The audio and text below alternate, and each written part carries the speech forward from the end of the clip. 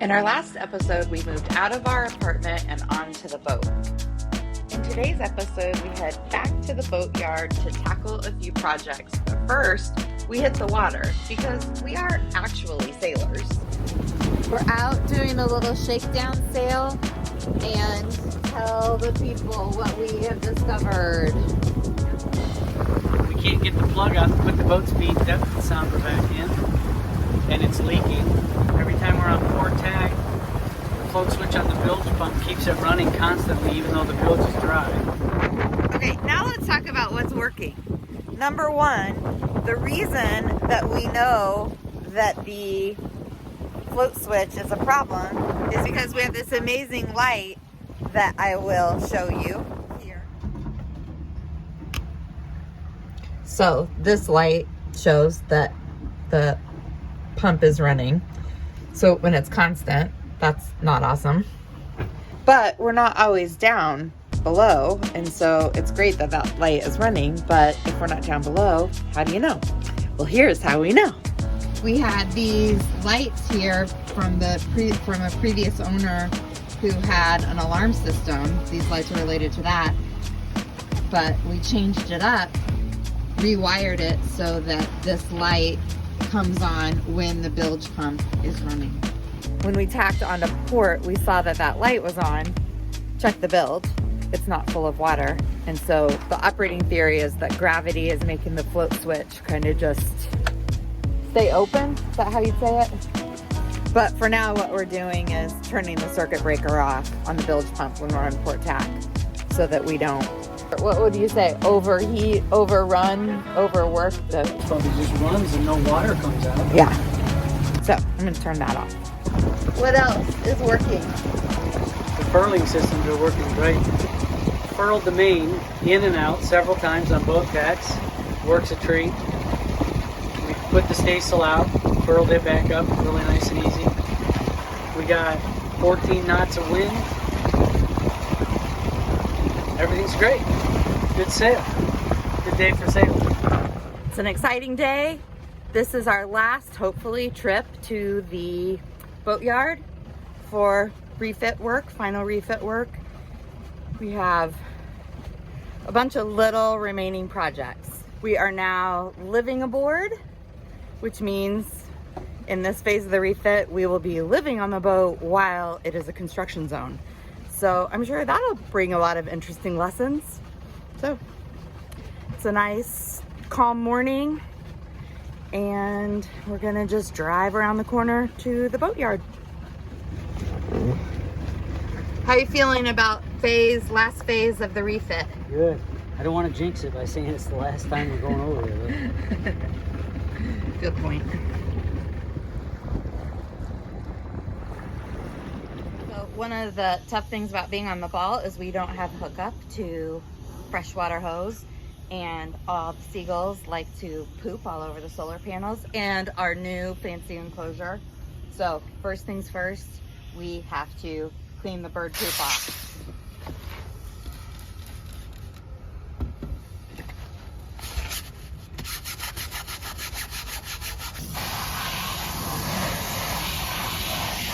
Oh, look how clean it is. So Tim, please tell me what's happening. What are we doing? We're running the exhaust hose for the toilet. We're drilling a hole through the into Yeah, we the gotta head. get through the bulkhead. See that raceway up there that he's taking apart? There's no hole where we need it through the bulkhead there, so we can take that out off of there. Drill a hole through the bulkhead, and the hose is Gonna run through up the there. fan will be in the cubby next to the sink. Yeah. The fan will be down there, and then the hose will come up through that raceway, and out the back. You might remember in a past episode, we installed an airhead composting toilet. And one of the things that you have to do to make the composting process work is have air circulation in the holding tank for the solid waste. It likes a nice, dry environment. So that is the fan that Mike and Tim are installing. Where'd you finally find that hose? At a pool supply that one? shop I know in what that Phoenix. is. It's a pool vacuum hose.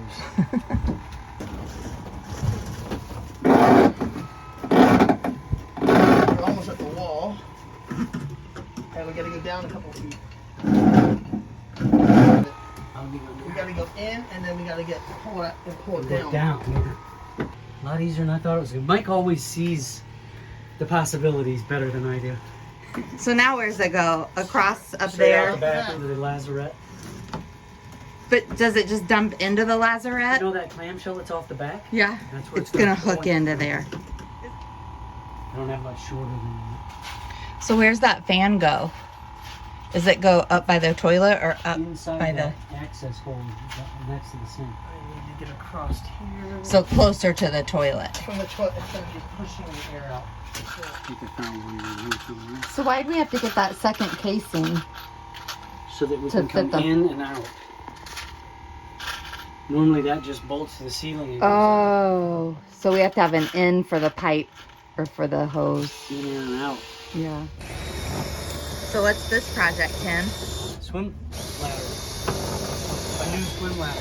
This is really a pimping our Catalina thing. No Catalina in the world is going to have this. Good, they fit. Yay! Oh, Well, we got to goop them up and everything. yeah, but right? at least the backing plates fit. We're not messing with it after the fact. Okay. Let me do the uppers. Okay. The long screws. Can you push them or I need a screw. long? Short.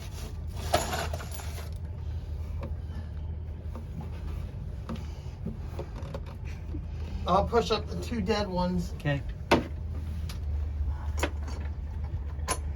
Good. Next one.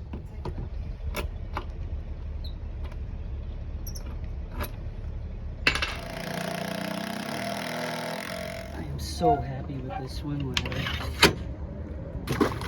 Look at that baby.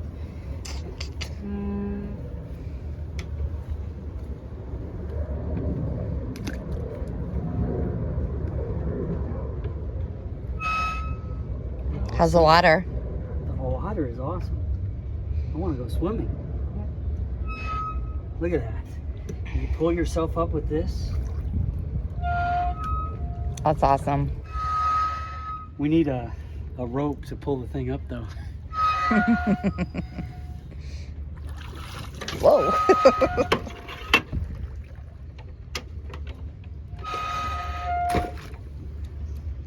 Oh, it's so much better than the Catalina one, I think. Yeah, for sure. So in the reality of boat projects where one project begets another project, when Mike went down into the bilge to figure out where we're to drill all the holes. to figure out what the plan was to mount the swim ladder, he said, there's a lot of water down here that doesn't, a lot of salt on the quadrant and on all the steering. And so we did a little investigation, figured out, thank goodness, that it wasn't the generator. And then it turns out that it is this port that we use to put the emergency tiller in. So now a new project got added to the list where we are gonna take out the old port and rebed a new port. So not a huge project, but you know, scope creep, new project on top of an already long list. But it's only day one of a 2-week refit phase, so not a big deal. And better to know it now, right? Absolutely. All this might not be good. Just rebed that whole thing.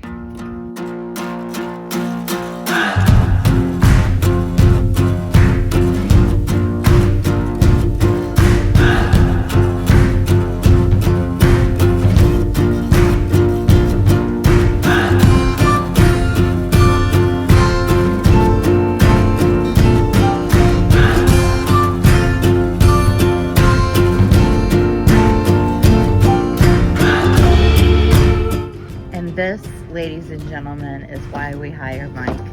Look at what a perfect job he does. So we are in week 2 of our wet dock, June 2022 wet dock project list. And one of the last big projects on the list was to replace the boom outhaul car because yeah, ever since day one, the car sticks. We had all kinds of problems unfurling the mainsail. I found the company that made the boom and the mast, Sparkcraft, but they were some other name. It took me a while in the rabbit hole to figure out the name change and where they were and everything. But anyway, I found a guy to help me order a new car that actually has wheels. This thing slides inside of a track, the original one, and it didn't seem to have any rollers, and it was like metal to metal, and it was just getting stuck. And every time we unfurl the sail, I'd literally have to walk up there, manhandle it out. And so we wanted to change it. And that made a big problem when it comes to reefing. Yeah, because absolutely. we're reefing with loads because we're not going to head up into a heavy sea state and Right. every time we need to reef the main. So this was, not good on multiple levels. So we had the new car, and I initially tried to put it in, but the old one would not slide out. It kept getting stuck at the boom, or at the mast, at the gooseneck, and I couldn't put the other one in. And so I called the guy again in Charlotte, and he says, Tim talking to his friend Doug at Sparkcraft. yeah, so in the end, I want two of everything. Oh no, you got to take that boom apart to do that. So we thought, okay, next time we're over at the transient dock, we'll put that on the list and we'll take the boom apart and we'll do this. So we did that yesterday, Mike and I, and But it's not just pop that end off. No, it's like absolutely heavily not. involved. yeah, there are 8 rivets in there. We drilled all the rivets out. But anyway, we discovered the connection from the boom to the gooseneck was not square. So that's why we couldn't take the car out or put the car in. But as soon as we squared that up, the old car came out, the new car went in, everything was fine. So we put the new boom car in, we get it all, and we want to test. And while we're doing that, It's like pulling a thread. yeah, all the shiv blocks, the pulleys inside the boom, were worn down to almost nothing.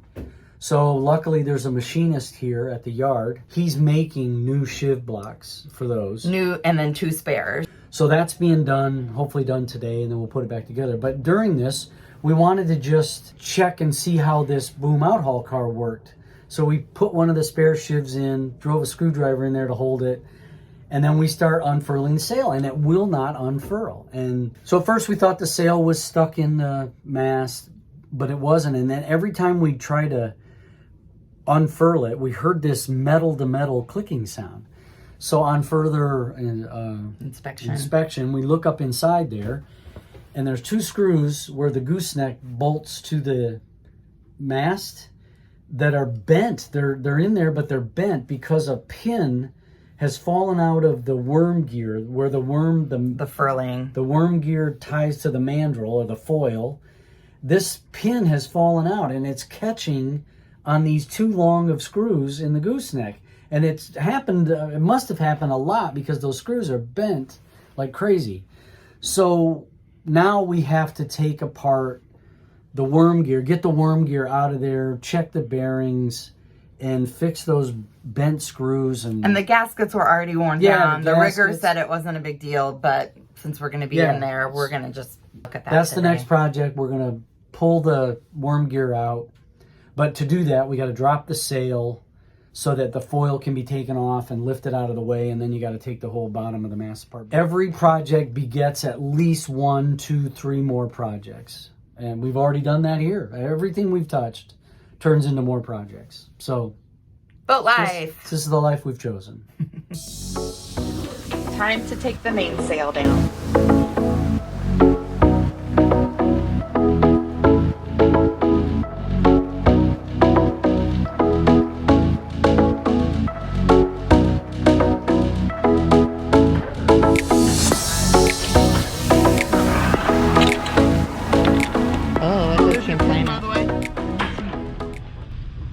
It's a roll pin. You can get that at the auto. You can get that at Is this part of the structure? That's what fell out of here. The drive. I don't remember on the video him talking about it at all. Vice grip. Ah, yes, you're right. He pulled it out with a vice grip. Where do I get this? Oh, you can buy them at Ace Hardware all day long. It's a serial roll pin.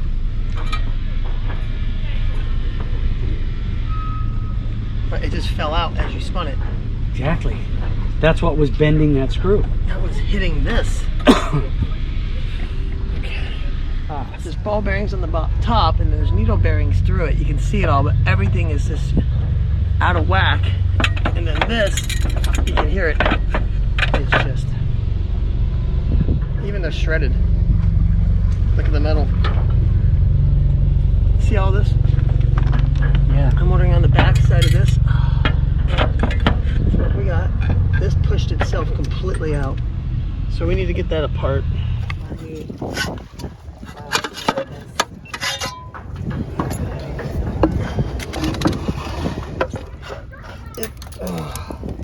Okay, there's the flat spot. See it? Yep. What a mess. There you go. We just need to get some degreaser on here, wipe it all down, clean it, get it all ready. Start counting The bearings. needle bearings go right there, and the ball bearings. What's the other side look like? Are these identical? These are identical. So what we're gonna do is make this the bottom. Oh, just flop them.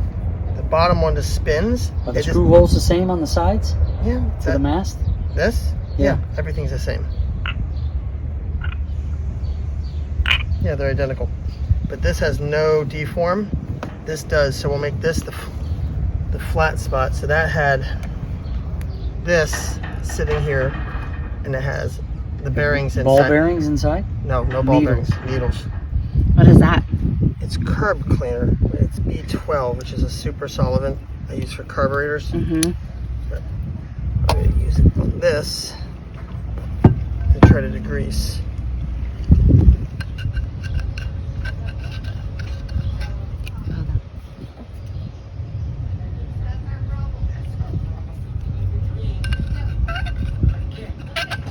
And then from a service standpoint, 5 years. Keep it wet. Just wash it.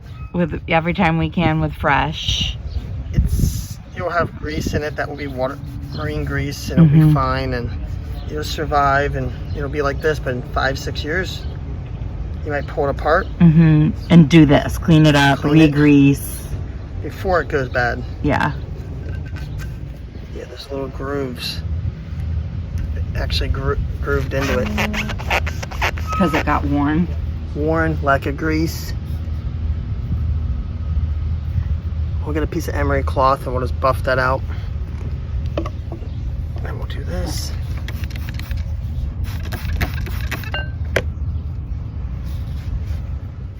Everything's going back together today.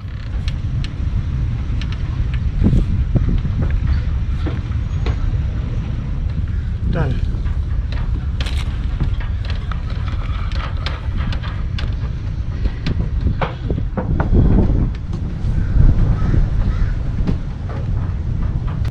That's aluminum. What? This. That doesn't look all stainless, does it? No. So we'll put Tef gel in that hole. Replacing all the bearings. We already did the bottom. Now we're doing the top.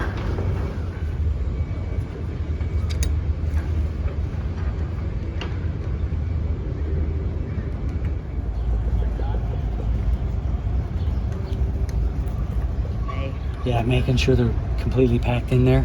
A top and a bottom down there, and then there's a top and a bottom up here. Yeah. There's no ball bearings on the bottom though. So I think there's 50 needles on bottom, 50 on top, and so 50 of those. And what kind of grease is that? Wheel bearing marine grease that's non-water. It won't break down with water. So it's tough gel, that's like sealant, right? Anti-seize. It's for For the threads of a screw. or any dissimilar metal. So if that's really aluminum based, Oh, so the Versus shaft stainless. that is stainless and how it that's got frozen aluminum. in, it'll make a bond. Okay, so now we got to stick this back in. That's the culprit right there. That was popping out of here and hitting those screws going around. Which the screws were way too long.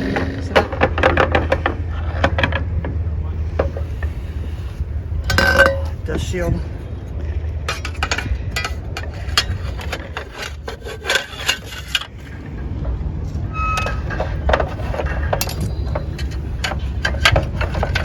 Line up that pin. There's the pin hole. There you go. And I need to get my hammer. So what do we have to do? There's a hole in that shaft that has to line up with that, and that pin's got to go through the shaft on All this the thing. way. Yeah, and it just sits in there nice. It just sits in there. It doesn't have like a nut or something. It's a split wash. It's split, so it expands. It's expanded, and we squeeze it in there. Mm. Let's keep going. There we go. Let's see what we get. Can we turn it a little? It's going together.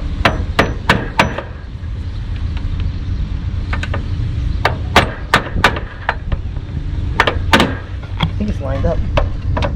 Just look. Yeah. Okay, watch your hands, Tim. You just want to sit across there.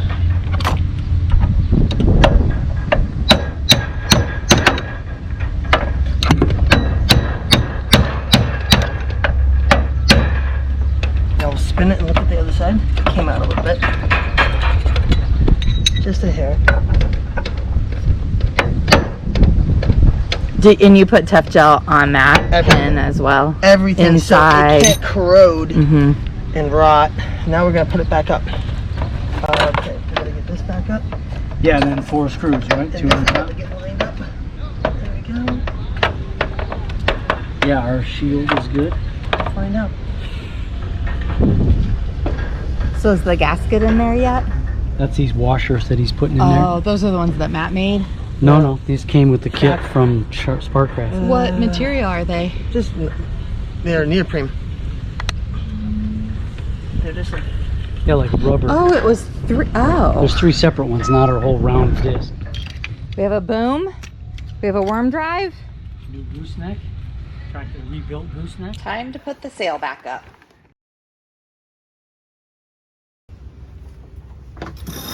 Oh my God. Tim, look at it. It's not out. Yeah, it's better. What do you mean it's better? I mean, it's like a gajillion times better. hard. Yes, but look how once you get the deep pressure a little bit from the wind, I'm just saying it's not smooth right now. We were never able to do that. Not without walking up there. You're fine. Your alcohol is frictioning now. It's just showing how smooth it is now. Not having this, you don't have to rely on the electric the whole time. All right. Let's look at Mike's list. My We're list, only one of his last 2 customers, so we gotta. this list that should be done by now. Well, there's just a couple of stragglers like that tack. And now we need a mount for the Starling. This is so Tim. That project, which was like a week-long project, is done, and he takes 2 seconds to be happy about it, and then he's like, back to the list. In our next episode, I tackle a varnishing project and we wrap up a few more things before we head back out to the mooring ball. Hey there, thanks so much for watching. Please subscribe, like this episode, check out our blog at our website, and follow us for real-time updates at G&T Sailing over on Instagram. See you later.